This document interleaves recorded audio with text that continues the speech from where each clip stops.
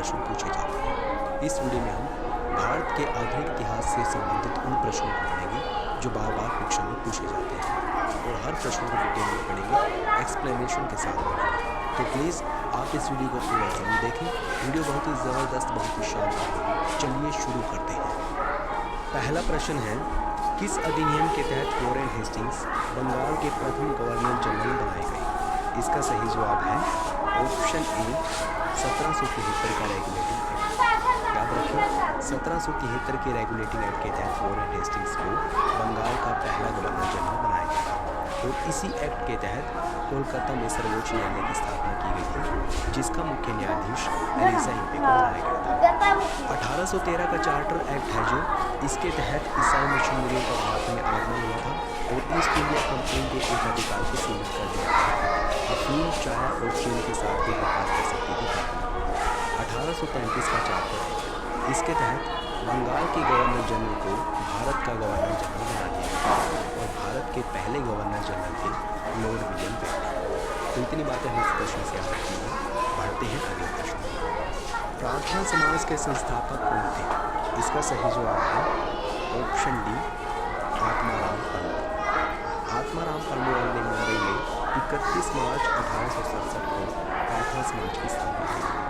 राजा राम मोहन राय, इन्होंने धर्म समाज की स्थापना की थी 1863। बढ़ते हैं अगले प्रश्न की ओर।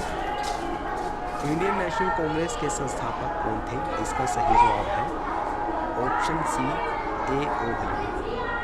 याद रखें, ए.ओ. ह्यूम के द्वारा 28 दिसंबर 1885 को इंडियन नेशनल कांग्रेस की स्थापना की गई थी और इसके पहले अध्यक्ष थे योगेश चंद्र बनर्जी। वर्तमान में कांग्रेस के अध्यक्ष हैं मल्लिकार्जुन खड़गे। नेक्स्ट इंपॉर्टेंट क्वेश्चन है, बंगाल का विभाजन कब हुआ था? इसका सही जवाब है ऑप्शन सी 15 अक्टूबर 1905। 15 अक्टूबर 1905 को लॉर्ड कर्जन के समय में बंगाल का विभाजन हुआ था। लॉर्ड हार्डिंग के समय में वर्ष 1911 में बंगाल का विभाजन रद्द कर दिया गया था। अगला प्रश्न है, स्वराज पार्टी की स्थापना किस वर्ष की गई थी? इसका सही जवाब है ऑप्शन सी वर्ष 1923 में। 1 जनवरी 1923 में चित्तरंजन दास और मोतीलाल नेहरू, इन दोनों ने मिलकर स्वराज पार्टी की स्थापना की थी। अगला प्रश्न है, निम्नलिखित में से कौन दांडी मार्च में महात्मा गांधी के साथ? इसका सही जवाब है option B Webb Miller. Dandi march, जिसको नमक मार्च भी कहा जाता है, ये 12 मार्च 1930 को साबरमती से 78 अनुयायियों के साथ शुरू किया गया था महात्मा गांधी के द्वारा और इनके साथ अमेरिकी पत्रकार वेब मिलर भी। अगला प्रश्न है, अध्यक्ष हड़प नीति जगती सिद्धांत या फिर डॉक्ट्राइन ऑफ लैप्स किसके द्वारा लागू की गई? इसका सही जवाब है ऑप्शन डी डलहौजी ने डॉक्ट्राइन ऑफ लैप्स लागू किया था। इसके द्वारा शासकों के उत्तराधिकारी न होने पर उनके राज्य क्षेत्र को ब्रिटिश राज्य क्षेत्र में शामिल कर दिया जाता है। आइए बढ़ते हैं नेक्स्ट इंपॉर्टेंट क्वेश्चन की। ये क्वेश्चन भी काफ़ी ज़्यादा महत्वपूर्ण है। निम्नलिखित में से किसने वर्ष 1916 में लखनऊ में आयोजित भारतीय राष्ट्रीय कांग्रेस के अधिवेशन में अध्यक्षता की? इसका सही जवाब है ऑप्शन डी अंबिका चंद मजूमदार। याद रखें, अंबिका चंद मजूमदार ने लखनऊ अधिवेशन 1916 की अध्यक्षता की थी। इससे पहले वर्ष 1907 में जो सूरत में अधिवेशन हुआ था उसमें कांग्रेस का विभाजन हो गया था, लेकिन वर्ष 1916 में जो लखनऊ अधिवेशन हुआ उसमें कांग्रेस का विलय हो गया था, यानी कि समझौता हो गया था। अगला महत्वपूर्ण प्रश्न है, कौन सा भारतीय स्वतंत्र भारत का पहला गवर्नर जनरल बना? इसका सही जवाब है ऑप्शन बी सी राजगोपालाचारी। याद रखिए, सी राजगोपालाचारी स्वतंत्र भारत के पहले और अंतिम भारतीय गवर्नर जनरल थे। देखिए, बंगाल का पहला गवर्नर था रॉबर्ट क्लाइव, बंगाल का पहला गवर्नर जनरल था वॉरेन हेस्टिंग्स, भारत का पहला गवर्नर जनरल था लॉर्ड विलियम बेंटिक और भारत का पहला वायसराय था लॉर्ड कर्जन। आपको ये सब याद रखना है, यहाँ से एग्जाम में क्वेश्चन पूछे जाते हैं। नेक्स्ट इंपॉर्टेंट क्वेश्चन है, गांधी जी किस गोलमेज सम्मेलन में भाग लेने के लिए लंदन गए थे? इसका सही जवाब है ऑप्शन बी द्वितीय गोलमेज सम्मेलन में। देखिए, 3 गोलमेज सम्मेलन हुए थे। पहला हुआ था वर्ष 1930 में, दूसरा 1931 में और तीसरा 1932 में। कांग्रेस ने दूसरे गोलमेज सम्मेलन में पार्टिसिपेट किया था। कांग्रेस कांग्रेस की ओर से महात्मा गांधी गए थे। अम्बेडकर जी ने तीनों गोलमेज सम्मेलन में पार्टिसिपेट किया और ये गोलमेज सम्मेलन कहाँ पर हुए थे? सेंट जेम्स पैलेस में, जो कि लंदन में स्थित है। आइए बढ़ते हैं नेक्स्ट इंपॉर्टेंट क्वेश्चन की ओर। अगला प्रश्न है 1878 का वर्नाक्यूलर प्रेस एक्ट किसने रद्द किया था? इसका सही जवाब है ऑप्शन ए, लॉर्ड रिपन ने। जो वर्नाक्यूलर प्रेस एक्ट है ये लाया गया था लॉर्ड लिटन के द्वारा 1878 में, लेकिन इसको रद्द किया गया लॉर्ड रिपन के द्वारा 1882 में। अगला प्रश्न, भारत में द्वैध शासन प्रारंभ किया गया, किस अधिनियम के तहत प्रारंभ किया गया था? ये प्रश्न है। इसका सही जवाब होगा option D, Montagu Chelmsford reforms 1919। और इस अधिनियम को भारत सरकार अधिनियम 1919 भी कहा जाता है। इसी के द्वारा भारत में द्वैध शासन लाया गया था।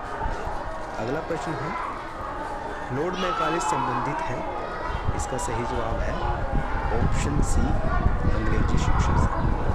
अंग्रेजी शिक्षा पद्धति दी थी लॉर्ड मैकाले ने। बेसिकली इन्होंने एक थ्योरी दी थी, डाउनवर्ड फिल्ट्रेशन थ्योरी। इस थ्योरी में ये कहा गया कि जो समाज का ऊपर वाला वर्ग है, उच्च वर्ग है, उसको अंग्रेजी में शिक्षा दी जाएगी और वो शिक्षा छन छन कर फिल्ट्रेट होकर निचले वर्गों तक पहुंचेगी। ये सिद्धांत दिया था लॉर्ड मैकाले ने। लॉर्ड मैकाले से संबंधित एक प्रश्न याद रखना है। 1833 चार्टर एक्ट के तहत प्रथम विधि आयोग की स्थापना की गई थी और इस प्रथम विधि आयोग के अध्यक्ष थे लॉर्ड मैकाले। अगला प्रश्न है किसके द्वारा बंगाल और बिहार का स्थायी बंदोबस्त अर्थात इस्तिमरारी बंदोबस्त शुरू किया गया था?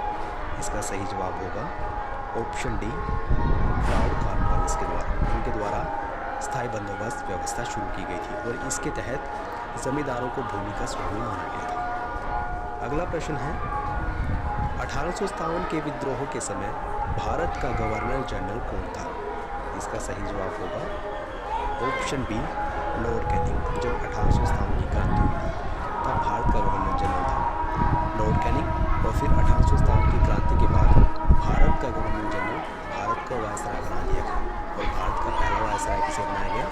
Lord Canning. नेक्स्ट क्वेश्चन है भारत छोड़ो अर्थात क्वाइट इंडिया का नारा किसने दिया था? इसका सही जवाब है ऑप्शन सी, यूसुफ मेहरा।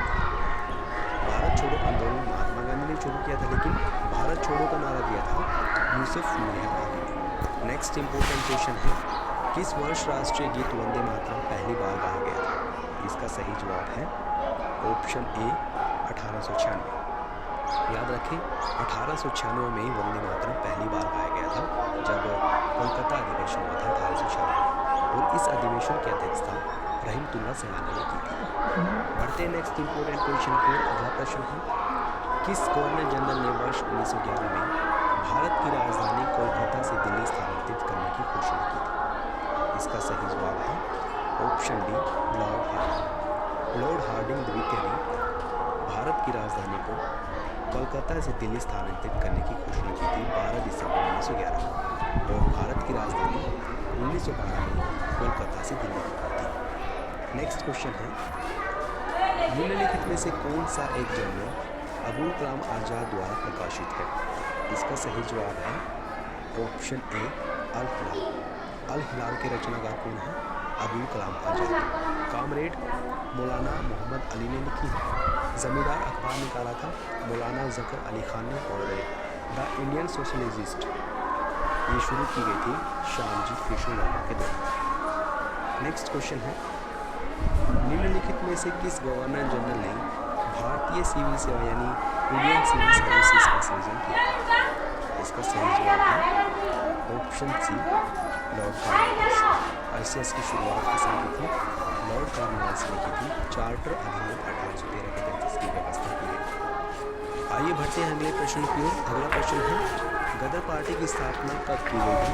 इसका सही जवाब है ऑप्शन ए, वर्ष 1913। 1 नवंबर 1913 में गदर पार्टी की स्थापना की गई थी। किसके नेतृत्व में? लाला हरदयाल के नेतृत्व में।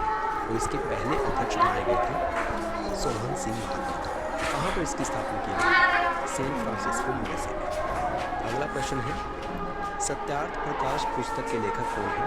इसका सही जवाब है ऑप्शन ए, दयानंद सरस्वती। सत्याग्रह प्रकाश पुस्तक दयानंद सरस्वती के द्वारा लिखी गई थी और इनके द्वारा ही 1875 में आर्य समाज की स्थापना की गई थी मुंबई में। भारत का मार्टिन लूथर किंग भी जिसे कहा जाता है Dayanand Saraswati. Next important question है, महात्मा गांधी दक्षिण अफ्रीका से भारत किस वर्ष लौटे थे? इसका सही जवाब है ऑप्शन सी 1915 में।